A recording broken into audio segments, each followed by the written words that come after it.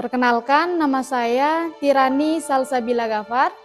Usia saya 21 tahun dan sekarang saya adalah seorang mahasiswa. Saya adalah seseorang yang memiliki gangguan mental dan didiagnosa anxiety disorder dan PTSD atau Post Traumatic Stress Disorder. Nama saya Anggi Febriani, saya berusia 18 tahun. Saat ini saya bekerja di toko aksesoris HP. Awal mulanya itu karena bapakku, dia tuh orangnya bagaimana suka pegang uang sendiri. Jadi tidak pernah sedikit pun dikasih uang untuk saya atau mamaku kayak untuk kehidupan sehari-hari. Jadi selama saya hidup, yang biayai kita itu mamaku dengan cara berjualan kue tiap hari, bangun subuh, banting tulang. Jadi saya rasa kayak saya hidup tidak ada sosok ayah.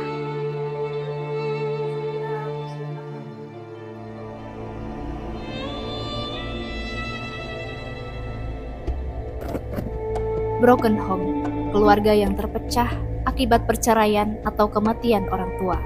Hal ini dapat berdampak signifikan pada kesehatan mental seorang anak.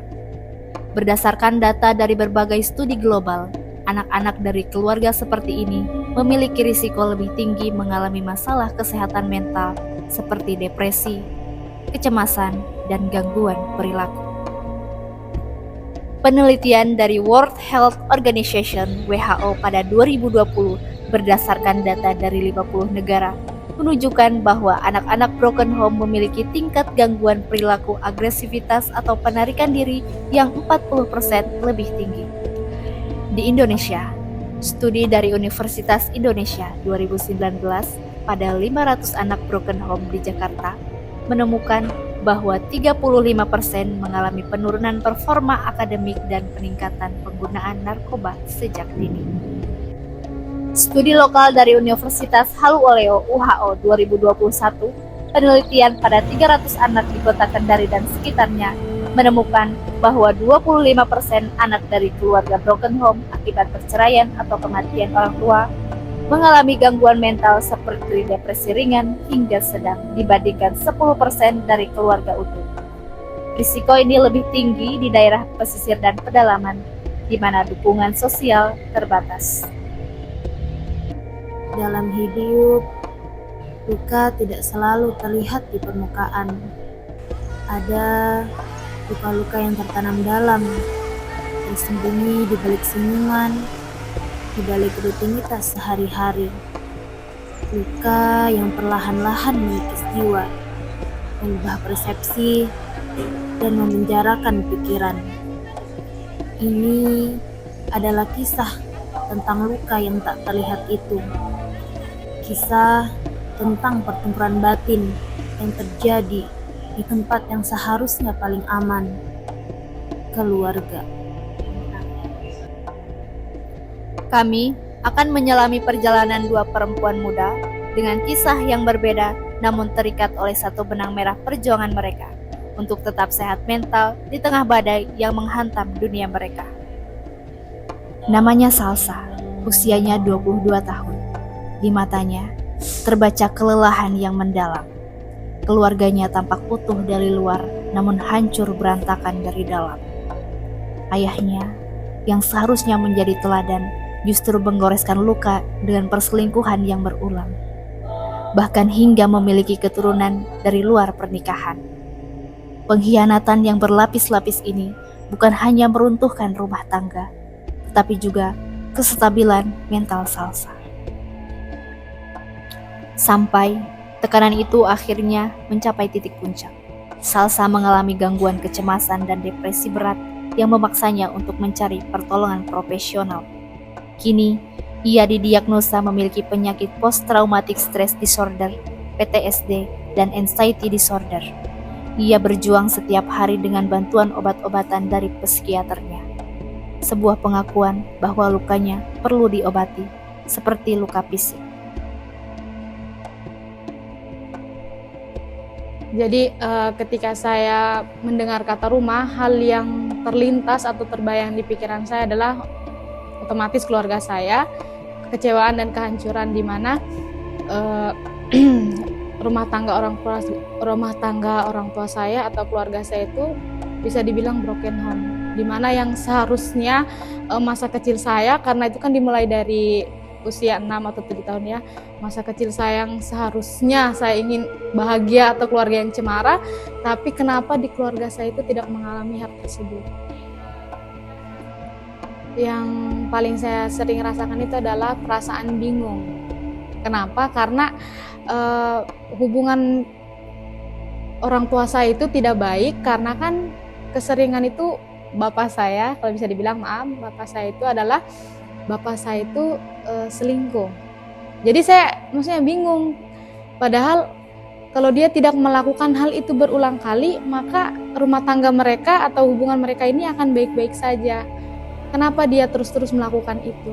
Maksudnya jadi di situ timbul rasa bingung. Maksudnya sebenarnya dia ini ingin apa? Dia ini mau apa? Kenapa tidak? Maksudnya mungkin kalau khilaf satu kali saja mungkin ya, tapi ini terulang berkali-kali. Maka dari situ saya sebutkan perasaan yang paling sering saya rasakan adalah perasaan bingung. Kenapa hal ini terus terjadi berulang?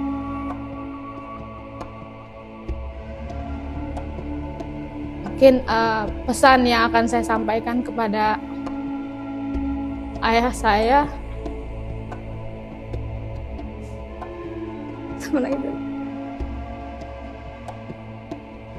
jadi pesan yang saya sampaikan kepada ayah saya, pasti menikahlah sama perempuan yang kamu cintai, supaya dia tahu menghargai perempuan. Mungkin kalau memang dia tidak cinta sama mama saya, nikahlah dengan orang yang kamu cintai.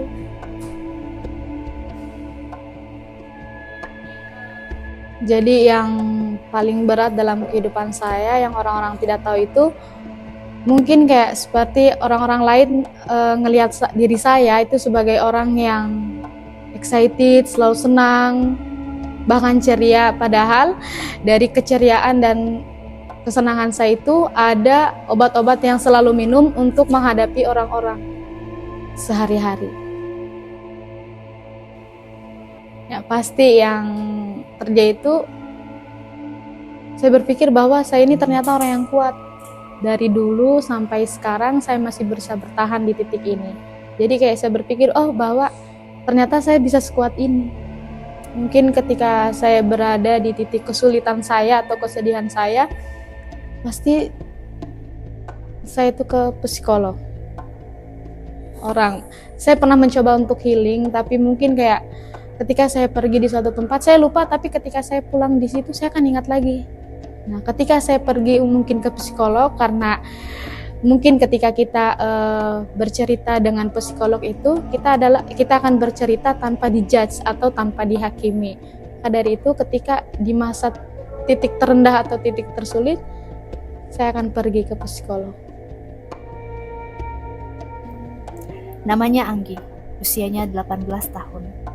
Dunia yang seharusnya dipenuhi dengan mimpi, cita-cita, dan tawa bersama teman sebaya. Tapi beban yang ia pikul jauh melampaui usia biologisnya. Ayahnya adalah pelarian dari tanggung jawab, mencari penghiburan dalam botol minuman. Nafkah keluarga bertumpu sepenuhnya pada pundak ibunya yang tak kenal lelah. Rasa tidak aman, pengkhianatan, dan ketakutan yang terus-menerus telah membangun tembok tinggi di sekeliling hatinya. Awal mulanya tuh karena bapakku, dia tuh orangnya bagaimana, suka pegang uang sendiri. Jadi tidak pernah sedikit pun dia kasih uang untuk saya atau mamaku, kayak untuk kehidupan sehari-hari. Jadi selama saya hidup, yang biayai kita itu mamaku dengan cara berjualan kue tiap hari, bangun subuh, banting tulang. Jadi saya rasa kayak saya hidup tidak ada sosok ayah. Pas umur 16 tahun, disitu kan saya baru lulus SMP, sama sudah SMK. Nah, tapi bapakku ini dia tidak mau kalau saya SMK, maunya saya SMA. Tapi sudah terlanjur nih saya daftar di SMK, sudah masuk nih, udah marah, nggak tahu kenapa udah marah. Terus itu udah lagi mabuk malam-malam, udah datang nih sama saya, udah tanya, udah bilang kenapa saya daftar di SMK, terus bilang sudah terlanjur nih juga. Situ udah bilang, oke Mi kok sekolah Mi di SMK, tapi jangan pernah sekali-sekali saya lihat kok minta uang jajan sama saya. Dan tidak pernah juga kasih saya uang jajan. Jadi di situ gara-gara kata-katanya di situ saya menangis 3 hari sampai mamaku tiba-tiba ada suruh saya pindah Mi di Papua, saya ikut tanteku. Jadi saya kelas 10 itu saya sekolah di Papua. Saya mau kayak udah berhenti minum, kan dia tuh udah minum dari anak-anaknya masih kecil sampai kakakku sekarang sudah besar, sampai saya juga sudah gadis begini, tapi udah masih minum juga. Mauku saya karena kita sudah cewek semua toh, maksudnya udah berhenti juga minum gitu.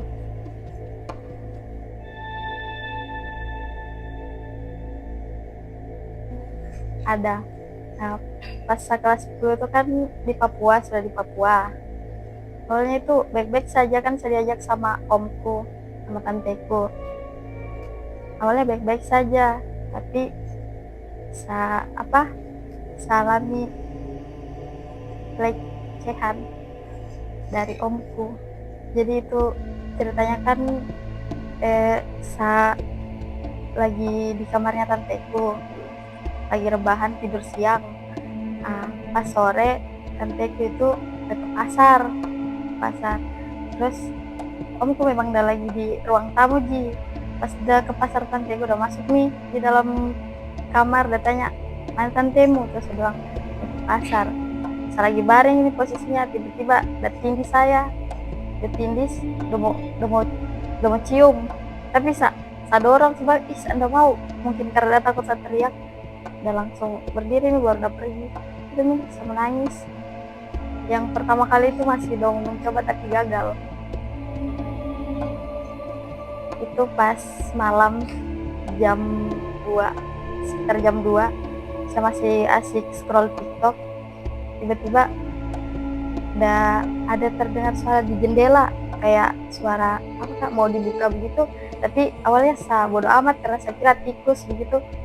Tiba-tiba kayak ngelunjak gitu suara, kayak dipaksa buka. Saya berdiri, baru kan horden itu tembus pandang. Saya lihat ada yang berdiri di luar, laki-laki. Saya lari nih keluar, ceritanya semua ke kamarnya tanteku, mau kasih tahu dia. Kan posisinya kamarku lewati pintu dapur, baru ke kamarnya tanteku. Pas saya mau lewati pintu dapur, saya lihat nih tuh omku udah dari luar, udah masuk. Ternyata dia. Jadi saya kembali di kamarku, udah jadi saya kasih tahu tanteku. Kembali di kamarku, saya masuk di kamar mandi, saya kunci diriku, baru saya chat mamaku, saya chat teman-temanku. Ternyata mamaku udah masih bangun Ji. Saya chat dia, saya bilang ada orang yang mau buka jendelaku. Terus mamaku udah telepon tanteku, udah bangun nih tanteku. Dia bilang, baru tanteku udah kasih tahu omku pergi cek itu orang yang mau masuk ke di kamarku, padahal dia Ji.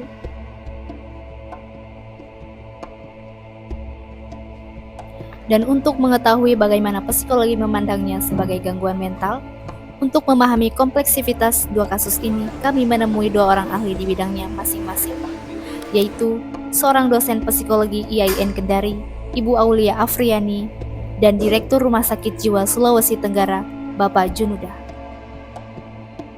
Dampak psikologisnya, kalau kita bisa lihat, anak-anak akan merasa mengambil peran baru yang lebih berat dari sebenarnya peran yang sebenarnya harus idealnya dia jalani. Misalkan dia seorang remaja. Peran remaja kan pasti berbeda dengan orang dewasa. Ketika dia mengambil peran dari orang tuanya, tentu akan mengembangkan pola-pola psikologis yang lebih dewasa daripada usianya. Benar ya? Karena peran orang tua dengan remaja itu tidak equal, tidak setara. Mau tidak mau, maka ada namanya itu beban psikologis, ya. Beban psikologis. Kalau di psikologis itu parentification. Jadi anak akan mengambil alih peran yang seharusnya dilakoni oleh orang tua. Nah, itu sayang sekali sebenarnya, karena mau tidak mau anak akan mengalami yang namanya dewasa dini, ya, karena mengambil peran yang lebih dini daripada usianya. Belum lagi saya lihat kasusnya ini kasus anak yang mengambil keputusan untuk tidak melanjutkan kuliah. Berarti ada perasaan bahwa ketika dia kuliah itu turut menjadi beban keluarga. Ini anak-anak mau tidak mau mengalami perasaan bersalah atau feeling guilty. Dia merasa bahwa ketika saya egois untuk mengambil pendidikan tinggi, terus meneruskan pendidikan tinggi saya, justru akan menambah beban keluarga. Ini kira-kira seperti itu dampak psikologis yang akan kita temui pada anak-anak yang mendapat ibunya sebagai penopang satu-satunya dalam perekonomian keluarga. Apa yang dirasakan oleh ibu yang memiliki peran ganda, tentu ada bukan hanya beban emosional, ada beban finansial, ya, beban peran, ya, dan ini juga menambah tingkat jumlah stresor dari ibu itu sendiri. Seperti kita tahu, menjadi ibu rumah tangga sudah memiliki seabrek tugas, mulai dari mengasuh, membimbing, melindungi anak-anak, ya, ditambah lagi harus memikirkan beban finansial dalam keluarga. Berarti ini menambah jumlah stresor.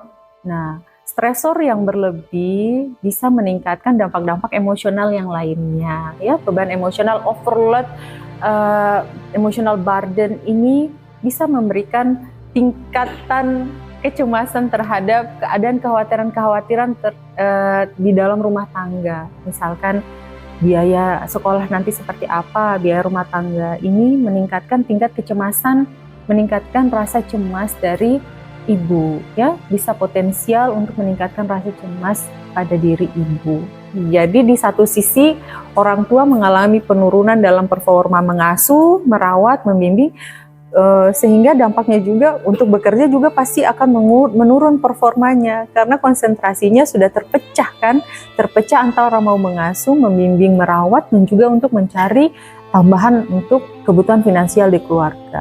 Tidak ada manusia yang optimal dalam satu waktu untuk 2 pekerjaan atau lebih. Nah, ini kan beban emosional buat ibu. Di satu sisi, nah itu tadi, kurangnya performa, kurangnya konsentrasi karena sudah terbagi peran, tidak bisa memfokuskan peran tersebut, maka performa dari masing-masing tugas ibu akan menjadi menurun. Seperti itu.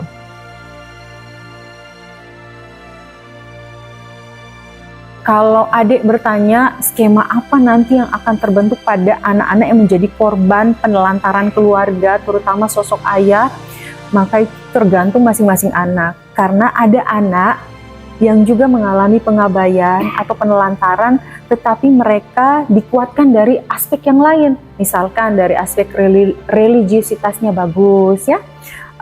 Memang ayahnya nggak ada, tapi pamannya ada, kakeknya ada, sehingga sosok dari figur dari ayah itu tergantikan oleh sosok yang lain, sehingga skema yang terbentuk tentang keluarga yang tidak utuh tadi itu termaafkan, terlapiskan dengan kehadiran sosok yang serupa meskipun tak sama. Jadi kalau kita mau meramal-ramal seperti apa skema yang terbentuk dari anak yang kehilangan sosok figur ini, itu tergantung dari anaknya masing-masing. Di tahapan perkembangan anak itu mereka mengalami apa, siapa supportive grupnya yang mereka bersama, ya.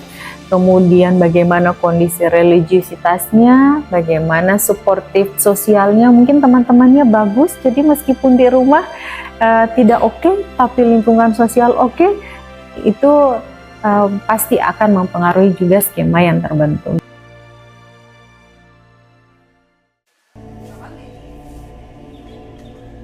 Jadi kedepannya ini untuk kasus 18 tahun ini, kalau tidak diobati, ya, akan menemui kesulitan seperti tadi. Dia mungkin tidak akan menikah karena trauma setiap ketemu laki-laki akan dia gambarkan, diasosiasikan dengan pemerkosa tadi. Akhirnya tidak menikah, dan itu risikonya ke depan kan tidak seimbang ya. Orang yang tidak sempurna dalam artian berpasangan ya. Kalau ini juga gagal, nanti akan menuai kecemasan ya. Itu urut ceritanya itu. Kecemasan gagal tidak diobati, ada namanya peralihan cemas dengan depresi. Jadi gangguan campuran ansietas depresi. Ada gejala cemasnya, khawatir, takut gitu ya. Kemudian ada juga gejala depresi, misalnya minatnya kurang, afek depresi, kemudian tidur terganggu, makan terganggu, masa depan yang suram. Nah, kalau ini juga muncul gejala full, maka depresi. Ya. Kalau gagal diobati dan sudah muncul ada halusinasi pendengaran, misalnya dia mendengar sesuatu yang orang lain tidak dengar, dia hanya dengar, maka depresi berat dengan psikotik. Nah, kalau dia juga tidak diobati, maka masuk nanti ke gejala schizofren. Schizofren itu apabila sudah ada gejala halusinasi, ada waham, minimal 1 bulan. Itu sudah berat nih itu. Nah, kira-kira begitu. Itu jalan ceritanya kalau tidak berhasil diobati. Kemudian yang kedua, memang yang sementara berobat ya. Yang mahasiswa ini walaupun dia tidak trauma mengenai pelecehan seksual, tapi melihat dari perilaku bapaknya yang selingkuh dan punya anak, nah itu juga menjadi trauma juga, karena modelnya sama, yang satu efek langsung kepada orang yang ini 18 tahun, sedangkan dia melihat langsung dari perilaku orang tuanya, maksudnya bapaknya, ya, sehingga nanti bisa jadi dia gejalanya mirip dengan ini. Jadi akan mengeneralisasi bahwa semua laki-laki seperti bapaknya, padahal tidak semua seperti itu. Nah itu, ya, apalagi dia kalau sudah bergejala tadi ya, memang, tapi karena sudah berobati, kalau memang dia diagnosa PTSD, post trauma syndrome itu, berarti dia selalu terbayang-bayang terus peristiwa bapaknya yang selingkuh itu, ya. Nah itu kalau juga ini tidak diobati, sama proses tadi, ke ansietas, ke depresi dengan psikotik, sama schizofren juga, nah, gitu. Itu jalan ceritanya kalau tidak disembuhkan, kalau tidak diobati maksudnya. Ya. 3 model ya, psikofarmaka, psikoterapi, dan fisioterapi. Tapi yang lebih menonjol adalah psikofarmakanya. Jadi misalnya ansietas diobati dengan obat anti ansietas seperti diazepam, alprazolam, clozapam ya gitu. Nah begitu. Jadi itu psikofarmaka. Juga psikoterapi. Psikoterapi itu kan memperbaiki pola berpikirnya dia. Seperti tadi kan mengeneralisasi permasalahan, ya kan? Nah, seharusnya kan kita bisa melokalisir.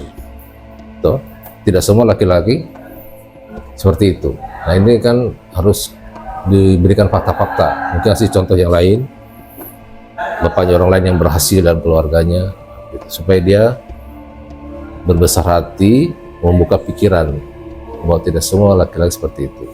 Begitu. Ya, apalagi kalau misalnya dari segi agama kan, memaafkan, mendoakan itu menjadi satu strategi psikoterapi religi, ya, atau religi. Kalau memang dikembangkan ke psikoterapi religi. Dan kemudian ketiga fisioterapi, merubah lingkungan itu. Merubah lingkungan itu berarti kalau traumanya terjadi di rumah, berarti posisi rumahnya diperbaiki, perabotnya, warnanya, termasuk isi rumah di situ juga secara lingkungan yang kondusif, misalnya kegiatan-kegiatan Karang Taruna, majelis taklim, juga jadi lingkungannya yang kondusif untuk mendukung ya, jadi supaya dia bisa bersosialisasi dengan remaja masjid atau dengan Karang Taruna atau komunitas lain. Sini genset dalam artian karena menyatu dengan teknologi, jadi setiap informasi tetap atau orang sekarang tsunami data, big data, tetap pandai memilih, milah-milah mana yang baik dan buruk itu. Dan itu kemampuan orang dewasa kan begitu. Sebanyak apapun informasi digital, harus pandai memilih. Kalau tidak memang terhambur orang. Bukan hanya generasi Z, generasi X, pokoknya generasi apapun, kalau data itu masuk begitu saja, jadi orang identitas terganggu. Jadi pada dasarnya tetap bisa seleksi big data atau tsunami data itu, diseleksi mana yang cocok dengan saya dan tidak. Karena kalau bayangkan kalau orang diserang terus dengan berbagai informasi, tidak ada pertahanan, itu akan buyar juga itu.